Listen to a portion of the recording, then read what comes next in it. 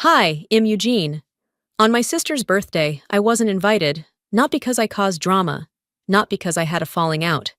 They said it was because I wasn't beautiful enough for the photos. But the truth? That lie was just the surface. They had already edited me out of family pictures, erased me from the will, and hosted an event using my money, my company, without even saying my name. And then her fiance accidentally called me boss in front of the whole party.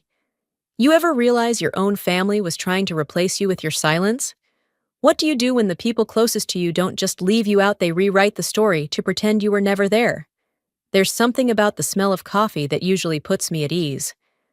The comfort isn't in the taste, necessarily, it's in the process. The familiar rhythm. Grind the beans, heat the water, wait for that first gentle drip, pour, and finally sip. It's a little ritual I've had for years. The one thing that feels mine and mine alone. That morning in Austin, the light was soft and hazy through the window blinds. I was still in my robe, toes curled on the hardwood floor, watching a squirrel leap between fence posts like it was late for something important. I had a dozen unread emails waiting for melogistics requests, timeline edits, budget approvals, but I was stalling, savoring the quiet before the noise. Then my phone buzzed. I ignored it at first. I've gotten good at that. But it buzzed again, and this time, a preview lit up my screen. Birthday planning, a group chat I wasn't part of. And yet, somehow, a message came through anyway. Probably an accident. A digital slip-up. Let's make sure Eugene doesn't show up. It'll ruin the photos. I didn't react right away. My body went still. Even the coffee in my hand stopped steaming, as if it, too, was holding its breath. The words sat there on the screen casual, unbothered, cold. Eugene. Me. My name. My absence being planned like a security measure, a blemish to be avoided. And just like that, the warmth in my mug became too much. I set it down carefully, hands trembling. I'd taken time off work to fly home for Valoris' birthday. Hadn't told anyone yet. Maybe I already knew somewhere deep down that this would happen. This wasn't new. It's just that it still hurt. Growing up, I was always on the outside edge of the frame. If Valora cried, everyone stopped what they were doing. If I cried, someone turned up the TV and told me to keep it down. At every holiday, I was the one asked to take the picture. The one behind the camera, never in it. There was a time, years ago, when Mom called me, flustered. "Your sister's short this month, sweetie. You know how tight things are." She didn't say what she meant. She didn't have to. I wired the money enough to cover Valoris' graduation photo shoot, cap and gown, even a little extra for makeup. No thank you ever came. Not even an acknowledgement. Just a carousel of perfect images online. My sister glowing, my parents beaming beside her. No mention of me. Just, family is everything as the caption. Except, apparently, I wasn't part of that everything. Back in my apartment, I opened my laptop and stared at the event tech dashboard. 2 major events were coming up next week. I should have been prepping logistics. I should have been finalizing caterers, checking venue permits. Instead, I was scrolling through old birthday posts, comments, photos. Valora surrounded by friends, cousins, champagne. My name never tagged, not even once. Then came another ping. This time, it was my mother. "Sweetheart, maybe you don't come this year. Valora wants it intimate. You know how she gets anxious when things feel out of place." Out of place. I read it twice. Then again. Like maybe I'd misunderstood. But no, I hadn't. I was the thing that didn't belong. The mismatch in the color scheme, the glitch in the photo. My fingers hovered over the keyboard.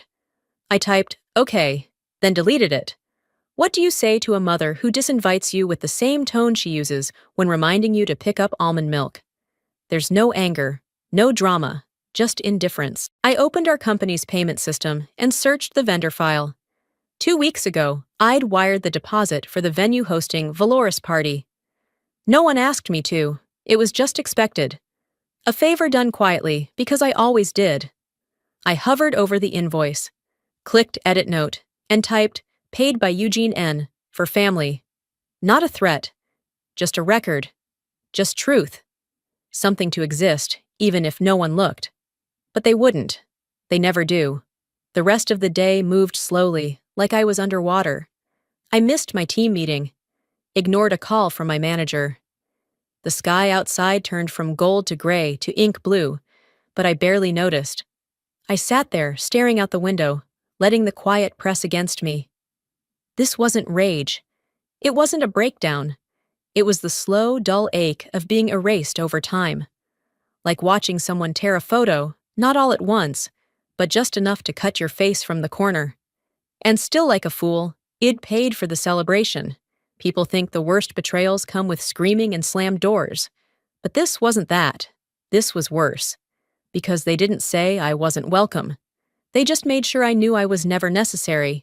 I hadn't planned to check social media that afternoon. It was one of those quiet Thursdays where the world seemed to move just slow enough to breathe. My inbox was tame, my to-do list manageable, and I was halfway through my second cup of coffee, warm, familiar, steady, when my phone rang. Camilla. We hadn't spoken in over a year. The kind of silence that's not quite a falling out, but a slow fade from relevance. I picked up anyway. "Hey, Ray?" she asked cautiously. "Are you okay?" The question hit oddly. Too wide, too loaded. I hesitated. "Yeah, why?" She didn't answer immediately. I thought I'd see you in the post." "What post?" "Valoris' engagement post. The photos from the announcement party." I sat up straighter. "What announcement party?" Another pause. One long enough for the hum of my laptop to feel intrusive. I was already reaching for my phone when Camilla sent a link. "You'll want to see it for yourself," she added. "Just don't take it personally, okay?" I tapped the link. There she was, Valora, wrapped in lilac, glowing under soft string lights, standing with Dorian beneath a floral arbor. Every angle looked intentional, every filter curated for perfection. 6 photos in all, arranged like a press release for a love story. The caption was nauseatingly pristine. "Jiak just, us always Jiak perfect match, shot no distractions." I scrolled once, then again, and again. I knew that garden. I had found that venue. I helped Valora narrow it down to the one with the right kind of jasmine scent. I'd texted the lighting guy a dozen times, confirmed the makeup artist. I even fixed the catering invoice when it went over budget. I was there that day. But in the photos, in the tags, in the smiles frozen in time, nowhere. I wasn't cropped out, I was erased. Like I had never stood beside her, like I had never existed in the narrative at all. A low pressure started building in my chest. Heat crept into my ears. I put the phone down and stared at the ceiling. The silence in my apartment suddenly felt differentless, peaceful, more abandoned. Then curiosity crept back in, twisted with something darker. I went to her main profile, and that's when it sank deeper. Her throwback Thursday posts were stacked like a museum of memory, curated childhood moments, rebranded for sympathy and aesthetics. One showed Mom adjusting her veil at church. Another, Dad grilling at the lake, beer in hand. And then, a birthday party in our old living room. I knew that photo. I remembered that photo. Because I took it. Because I spent the night before blowing up balloons by myself while Valora rested her voice. The original shot had both of us holding the birthday banner. I remembered laughing. I remembered frosting melting. But in this version, just Valora and the banner. The caption, built this with love and focus. No distractions. That line again.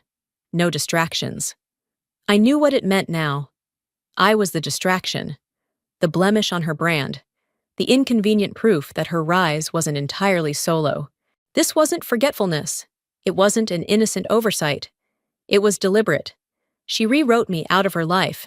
In the comments, someone had asked, "Where's Eugene?" But the comment was gone now. Deleted, probably within minutes. I hadn't caught the username, but I screenshotted what I could. I don't know why. Maybe to remind myself I hadn't imagined it. Maybe because it was the only digital trace I existed in her story at all. I kept scrolling.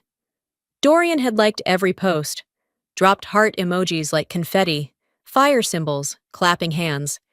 He either didn't know who I was, or worse, he did, and didn't care.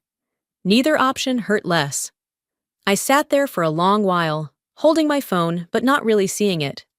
It wasn't just the pictures. It was what they represented. The erasure.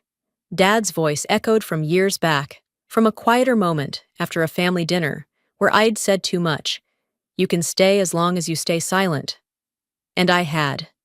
I'd paid for their anniversaries, drafted their emails, run point on every holiday event while they posed for gratitude they never directed at me. I kept the peace. I made myself small.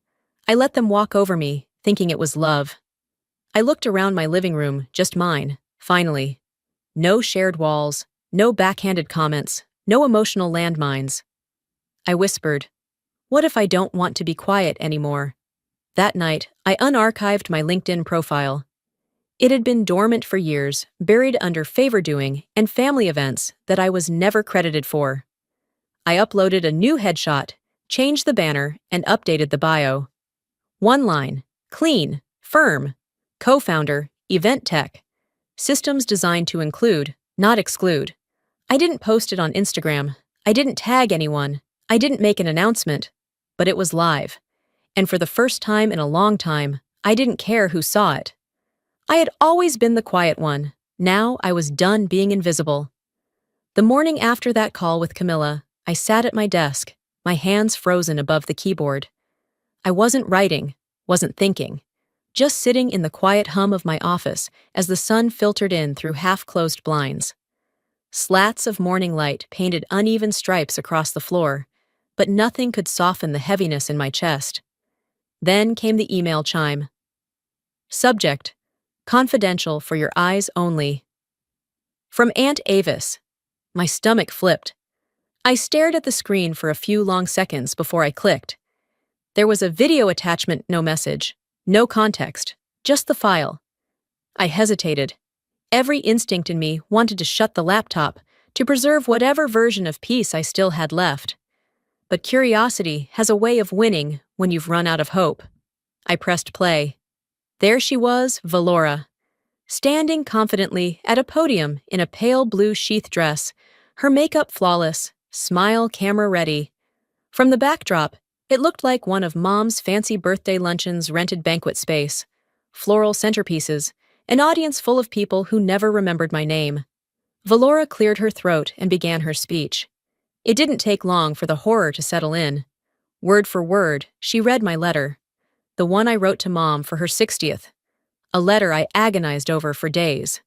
A letter I mailed, in handwriting no one could ever mistake, months ago. Your strength taught me structure. Your silence taught me presence. Those were my words, not a paraphrase, not a nod. She recited them line by line, delivered them like they'd been hers all along. I didn't stop the video. I didn't blink much either.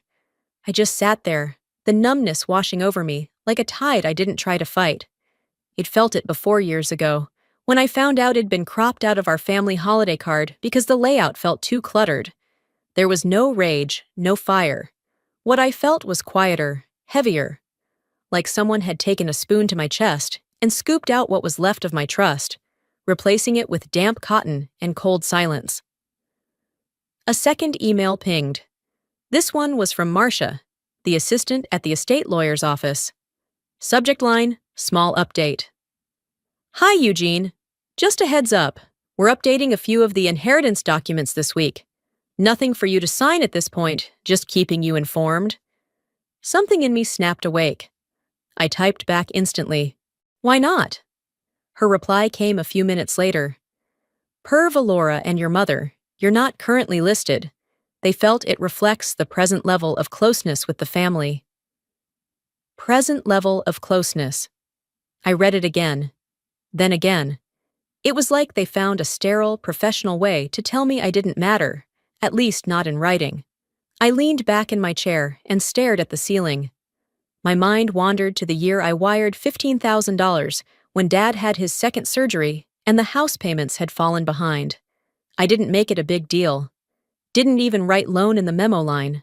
but I remember overhearing Mom's phone call with Valora that same week. "Thank you for holding this family together," she said. She wasn't talking to me. I never corrected her. I never said anything. I always thought doing the right thing would be enough, that being silent meant being good. But silence is easy to ignore. Silence doesn't get credit. Silence can be erased. I opened my encrypted drive. One click opened a library of everything they pretended not to remember. Wiring transfers, receipts, emails, check stubs, scanned documents showing purchases in my name that conveniently arrived from Valora or Mom. I pulled up a PDF, Mortgage Refinance Letter 2018. My name in all caps, the cosigner, the anchor. No one ever said thank you. No one even mentioned it. I stood and walked around my apartment, the walls echoing with reminders of everything I had given up. My eyes landed on a familiar canvas on abstract floral piece in soft greens and yellows. It used to hang in Mom's kitchen before they went minimalist. When Eid asked why she gave it back, she just said, "Styles change." But this wasn't about style. It was about story, and I was no longer part of theirs. I stood in front of the painting and whispered to no one, "Styles change. Some people don't." Then I turned, sat back down, and opened a new folder on my desktop. I named it Undeniable in all caps, no apology, and I started to work. One by one, I pulled in every file, every scanned check, every receipt for appliances, tuition deposits, plane tickets, every thread that stitched me to this family, even if they now wanted to pretend I was just fringe. I wasn't building a case for revenge, and I wasn't doing it for some dramatic showdown. I was building it for myself, for the day they tried to rewrite history again, and I needed to remind myself that I was there, that I mattered, that I contributed. Not with noise, not with spotlight, but with evidence, because when they ask if they ever ask, won't offer them tears. I won't offer them rage. I'll offer them proof. The next few days passed in a haze. I worked, technically. I answered emails, joined meetings, stared at screens. But nothing truly registered. Every sound in my apartment felt exaggerated, like the click of a spoon against a coffee mug or the hum of the fridge was reminding me I was alone and not by accident. On the third morning, I sat at the edge of my bed, still in the oversized shirt I'd slept in, scrolling through my phone with no real intent. Notifications piled up likes, calendar reminders, random newsletters. I was about to toss the phone onto the comforter when I saw the pings start to flood in. Not texts, not calls, mentions. Valora was live. My finger hovered for half a second before muscle memory took over. I tapped the app.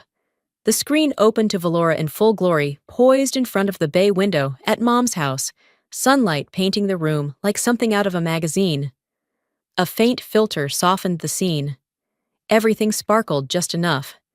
In the background, people strolled and mingled, glasses of wine in hand, laughter drifting in like curated ambience. Mom flitted behind her, clipboard in hand, adjusting tiny details that were already perfect. She looked like a hostess on autopilot, all surface and no soul. I didn't comment. I didn't hit like. I just watched. The live chat was a blur of emojis, hearts, fire symbols. "You look amazing, Vel. So proud of you. Stunning backdrop." I was about to exit until a comment popped up that sliced straight through the noise. "Is Eugene coming?" The words didn't flash or blink. They weren't bold. But they might as well have been a gunshot. Valora paused. Only for a second. But I noticed it, the way her eyes flicked to someone off camera. Her smile faltered like a paper lantern in wind. Then came a mic glitch, like the universe tried to blur the moment for her. But I heard it. I saw the tension in her jaw, the way her mouth pressed into a thinner, sharper line. When the sound returned, her voice was honeyed but cold. "Let's stay on topic, please." That was it. No explanation, no elaboration. The comment disappeared from the feed like it had never existed. But I had seen it. She had seen it. And in the far right corner, I saw Aunt Avis. She sat quietly, clutching a glass of water with both hands, her posture too still to be relaxed. At one point, she looked up directly into the lens and held the gaze for a heartbeat before looking away. That's when I knew. She saw it too.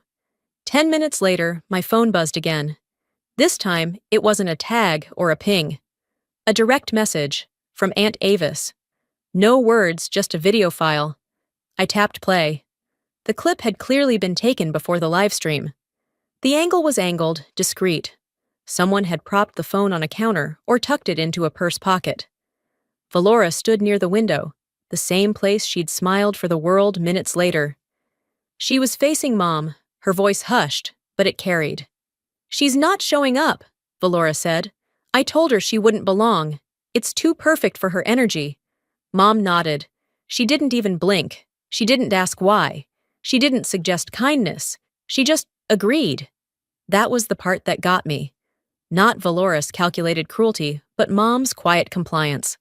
Like it was normal, like I wasn't even a variable to consider. I didn't cry. Not then. I watched the video again, then again, until I had every frame memorized like a scar. Avis sent one more message. "You're not crazy. I thought you should see it yourself." I typed out a reply. "Thank you. You didn't have to..." Backspaced. Tried again. "It hurts more that I'm not even a threat. Just an inconvenience." Backspaced again. In the end, I typed nothing. I just stared at my reflection in the black screen older. Sharper, tired, quieter. "They don't just want me gone," I whispered into the apartment. "They want me erased, like I never mattered, like I was never theirs." And it hit me. This wasn't some last-minute exclusion. It was strategy. I stood up slowly, phone still in hand, and walked toward the window. The street outside looked the same. Kids on bikes, a dog tugging its leash, a jogger with earbuds. The world kept spinning, but mine had tilted. That evening, I didn't text Valora. I didn't call Mom. I logged into the old accounts, instead the professional ones I hadn't touched in months. LinkedIn, Event Tech's company site. Even the dusty little bio page I'd built back when I still believed in credit and recognition. I clicked edit on my profile. Under my name, I added just one sentence. Co-founder Xiao. Still standing. That was it. No post, no announcement, no hashtag. Because sometimes the loudest message isn't revenge, or confrontation, or screaming into a void. Sometimes it's just presence. Showing up when they thought you were erased. Breathing louder than the silence they tried to bury you in.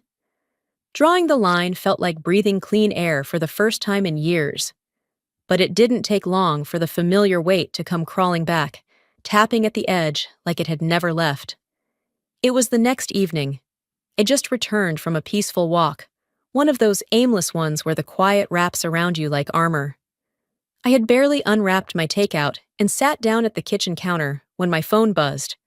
A message from Mom. Short, devoid of punctuation, warmth, or memory.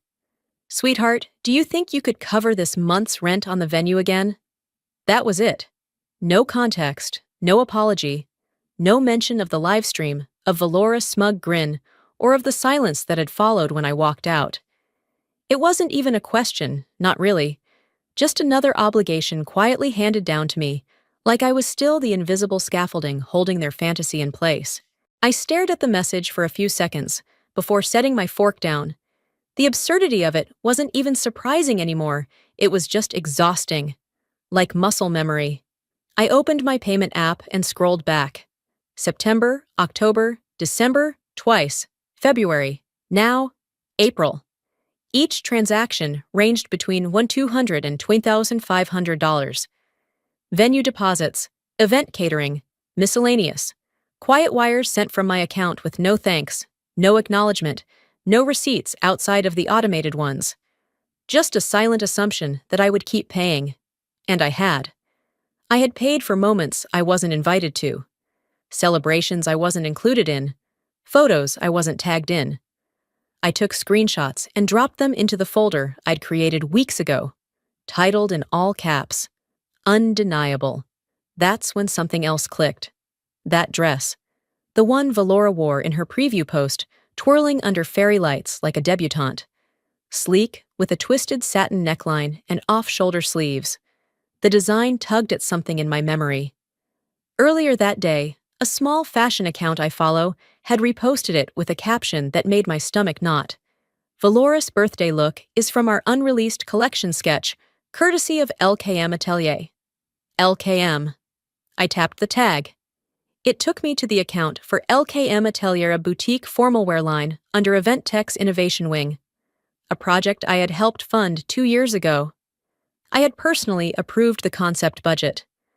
I had even reviewed the early design sketches.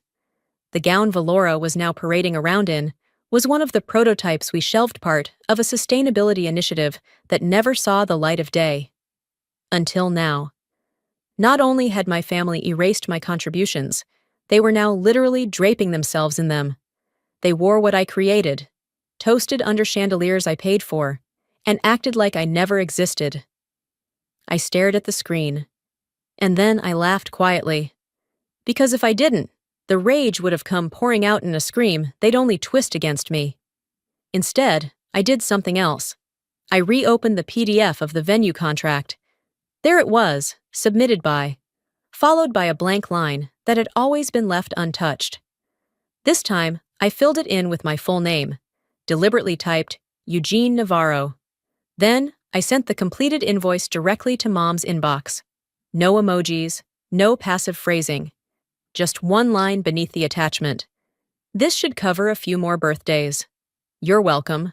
I didn't wait for a response. I already knew it wouldn't come.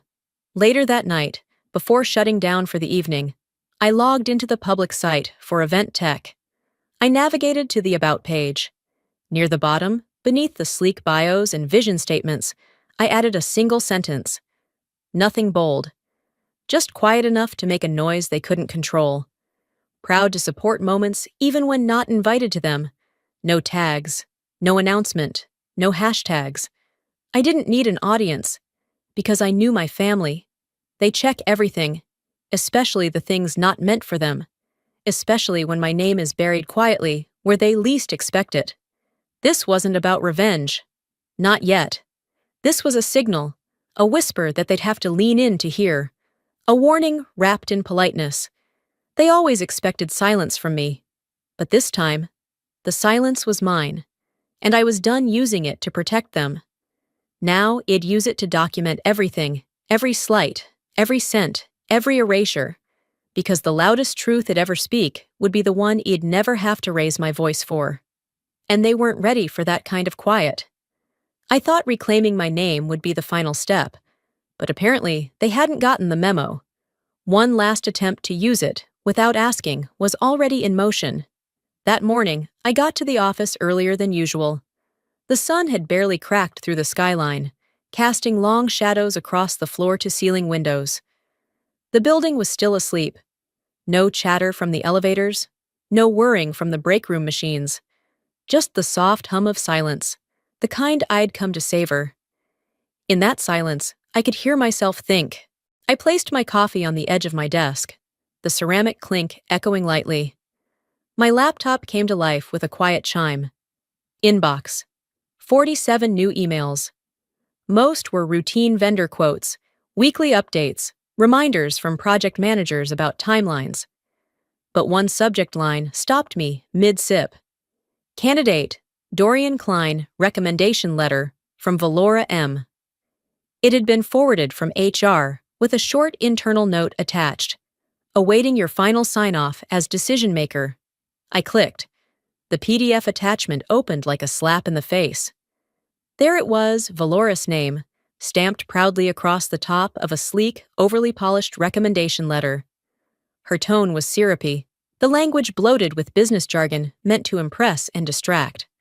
She called Dorian a visionary, a strategic asset, an invaluable leader for future-facing growth. I could practically hear her voice reading the lines, performative and smug. She was recommending him for a new position, director of product strategy, a role that had been crafted in recent months, discussed only in vague terms at board level, a role that didn't even technically exist yet. Except according to this letter, it did. And Dorian had already accepted his own nomination with her blessing. Neither of them had come to me. I blinked slowly, letting the absurdity settle in. Weeks ago, Dorian had floated one of those offhand remarks about more responsibility tossed in during a hallway chat. I'd nodded, non-committal. He never followed up, never asked, never made a case. And now here it was. A full proposal clearly orchestrated behind my back. It wasn't just disrespect. It was erasure. Again.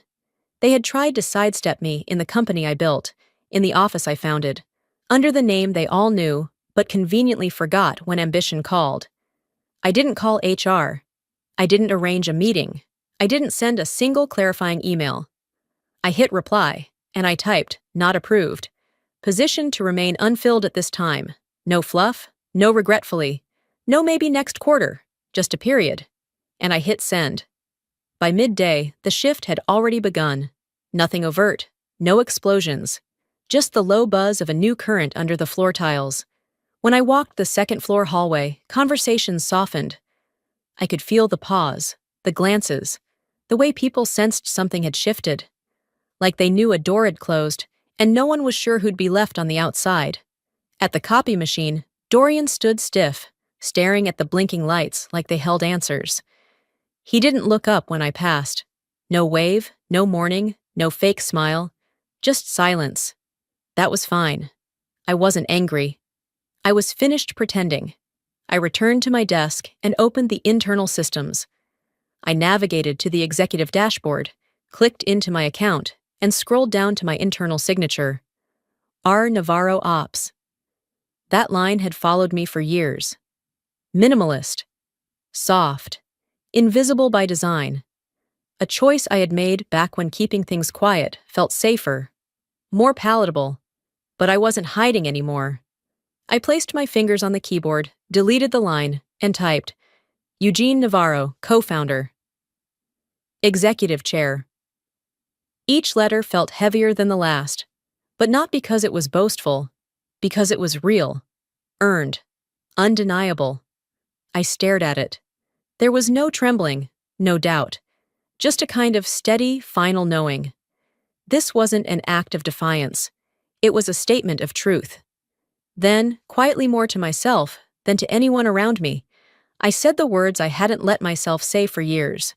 No more waiting for permission. Not from HR. Not from Valora. Not from anyone. That chapter was over, and I had just begun writing the next one this time, with my full name on the cover. But I should have known better. Valora was never one to take subtlety as a boundary. By nightfall, her party had begun. I didn't plan to tune in. But the texts came in waves: coworkers, vendors, one from a cousin I hadn't heard from in months. Are you watching this? That was enough. I opened Instagram, clicked on the live stream banner at the top of the screen. The party glowed through my phone like something out of a high-end commercial. Valora stood in the center of a rooftop space lit by soft Edison bulbs, her gown flowing like it had its own spotlight. Guests mingled with cocktails in hand. A live saxophonist played in the background. Everything had been curated to appear effortless. I scanned the room. There was no logo for event tech, no acknowledgement in the overlay. She had removed every trace of my company's involvement. The story posts she shared earlier had tagged stylists, florists, even the candle vendor, but not the team that made the entire thing operational. Not the person who paid the deposit. Not me. Then, midway through the stream, it happened. The camera panned left as one of the light towers blinked, then went dark. For a beat, the saxophone faltered. A guest turned toward the corner of the room where the power box sat. Valora's voice cut in from somewhere off-screen, sharp enough to pierce through the background music. Can someone get Dorian? Seconds later, Dorian appeared in frame, walking toward the tech crew. He leaned into a mic clipped to the DJ's collar and said, "Clear as day. Let me call my boss. She knows this system." The music dropped. Someone in the crowd coughed. A server froze mid-pour. A cousin near the front whipped her head toward the speaker system like she hadn't heard right. But they had. There was no edit button on live video. I didn't react. I just stared at my screen, watching everything unfold like a silent chess match that ended in a single unexpected move. A pause stretched in the chat before the comments exploded, half emojis, half confusion. Then I saw it. Wait, Eugene's the boss? Another line followed. Did she build this? A stylist whispered near the back, just loud enough for the camera to catch. Isn't this her venue partner? Valora's face returned to the screen. Frozen. Not in horror. Valora didn't do horror. But she was off script, and that alone made her dangerous. The stream stuttered, then resumed with a sudden cut to the dessert table. My phone buzzed repeatedly over the next 15 minutes. Some messages were cryptic apologies, didn't know. Hope you're okay. Others were completely tone deaf, but the one that stood out was from my mother. Did you have to make a scene like that? No acknowledgement of the months of silence. No concern over what it felt like to be deleted from a family album. Just the accusation that I had, somehow, disturbed her carefully constructed illusion. I didn't respond. I didn't explain. I closed the stream, closed my email, closed my laptop. They had erased me from the narrative. I simply let reality walk into the room and introduce itself. I sat back in my chair, a soft exhale slipping out. There was nothing triumphant about it, but it was final, in a way that no speech or confrontation ever could have been. They wanted to throw a party and pretend I didn't exist. Instead, I made sure my absence was the most unforgettable thing in the room. Let them sit in it, I said quietly to the empty apartment. I'm done cleaning up their noise. By the time sunlight threaded its way through the blinds and painted faint gold lines across the floor, my phone had already vibrated itself off the nightstand. It buzzed one last time before hitting the ground with a dull thud. I didn't bother picking it up right away. When I finally glanced at the screen, the damage was done. 12 missed calls. A blend of unknown numbers and names I hadn't saved in years. Ghosts from another life, suddenly remembering my number. One voicemail from Mom. Short, clipped, practically sterile. Call me when you get this, she said. I didn't. Instead, I reached for something far more honest. My laptop. The one place where I knew it'd find truth or, at least, receipts. My inbox was full, but one subject line sat at the top like a stone on my chest. Sorry. From Dorian. I hesitated, then clicked. There was no warm-up. No, hey, hope you're okay, or pleasantries pretending we were ever casual. Just a simple stream of words that, for once, didn't feel rehearsed. He said he hadn't known I was Valora's sister-knot until that exact moment when my name slipped out of his mouth and hit the air like a match. He explained that in the weeks leading up to the gala, he'd started feeling like something didn't quite fit. That whenever he'd asked Valora about the venue event tech, she either changed the subject or spun a narrative about how she'd built everything from the ground up. I'm the reason it even runs, she told him once. Eugene's just good at logistics. Then came the line that made me sit up straight. I'm ending the engagement. I want to keep my integrity, even if it's late. No anger, no deflection, just facts. I stared at the message longer than I intended. Not because I felt vindicated, but because, for once, someone chose the truth over convenience. But I didn't reply. Not then. Instead, I opened a new document, the kind that doesn't need a voice to scream. Asset Rights Acknowledgement, Visual Use of Company Branding. In less than 20 minutes, I had drafted a policy memo for our internal legal team. Every event, every photo, every clip with event tech branding would now legally require proper attribution. No credit, no usage, period. The language was clean, impersonal. But beneath every clause was a message. I see everything now, and I own what I built. I hit send. Then I turned to a different folder, one I hadn't opened in years, not because I'd forgotten it, but because I wasn't ready to weaponize it. Founders Agreement Event Tech Holdings, LLC. The PDF loaded slowly, like it knew it carried weight. At the bottom, just above the digital timestamp, was the name that used to mean everything to me. Eugene Navarro, co-founder, no embellishments. No fancy titles. Just the legal proof they'd hoped was buried. I saved it as a separate file, attached it to a blank email, and typed in Valora's address. No subject line, no message body, no explanations. Just the truth. As cold and undeniable as the way they had treated me. I hit send. Hours passed. A text from Valora. Then another. And finally, a phone call. Ignored. Then came an email from Mom. Just one line. That was unnecessary. I didn't flinch. I didn't get angry. I didn't write back. I just forwarded the same document to both of them again. No edits, no context, no apology.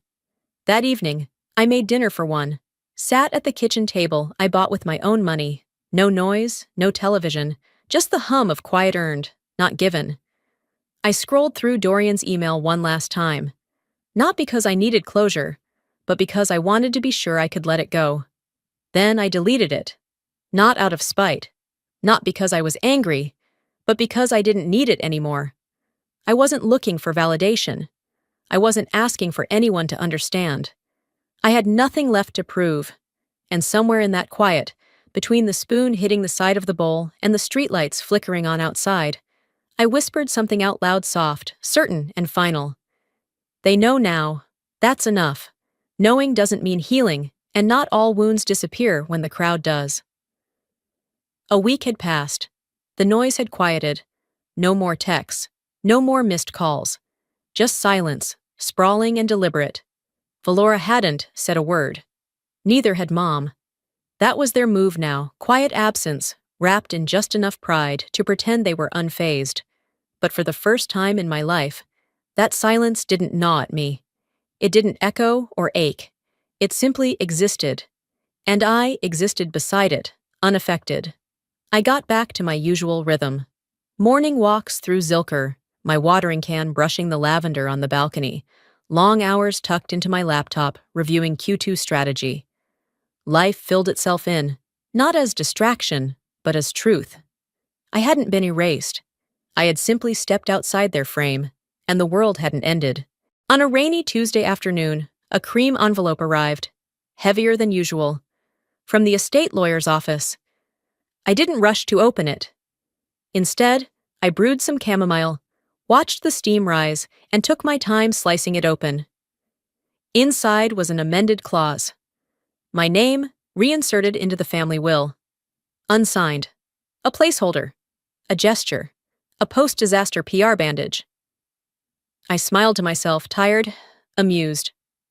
Too little, too late, I whispered, folding it neatly back into its envelope and tucking it in the drawer with expired coupons and old birthday cards. It didn't belong to the present. The next day, Aunt Avis called. I was hoping you'd answer. I always answer you, I said, meaning every syllable. We didn't talk about the party, or Valora, or Mom. We talked about plant show her rosemary was thriving for once, and a new recipe she found for lemon poppy seed loaf. She mentioned a solo trip to Marfa she'd been planning for years, but never quite took. I told her to go. I think I will, she said. You did it right, Ray. I thanked her. For everything she didn't say, too. After the call, I updated my personal website. I kept the tone the same. Professional, minimalist. At the very bottom, beneath my headshot and credentials, I added one line. Sometimes you don't have to be at the table to own the building. That night, I stared at my reflection in the darkened screen, faint and soft in the glow of the monitor. I never needed the invitation, I said aloud, not to argue, but to remember. Before shutting the lights, I let myself recall something I hadn't in years. Valora was 9, I was 7. We were getting ready for a family photo in front of Grandma's garden. I had picked out my own dress yellow with white buttons. I thought I looked nice. Valora looked at me and said, "Don't come with us. You'll make the picture look weird." That sentence followed me for decades, shadowed my shoulders in every group shot, every unspoken comment. For years, I thought if I worked harder, looked better, showed up more, I'd earn my place in the frame. But some pictures aren't worth being in. And some families only recognize you when you're useful. I turned off the screen, then the lamp, and slid under the covers with a quiet breath. They may never apologize, I murmured to the ceiling, but I'm not waiting anymore.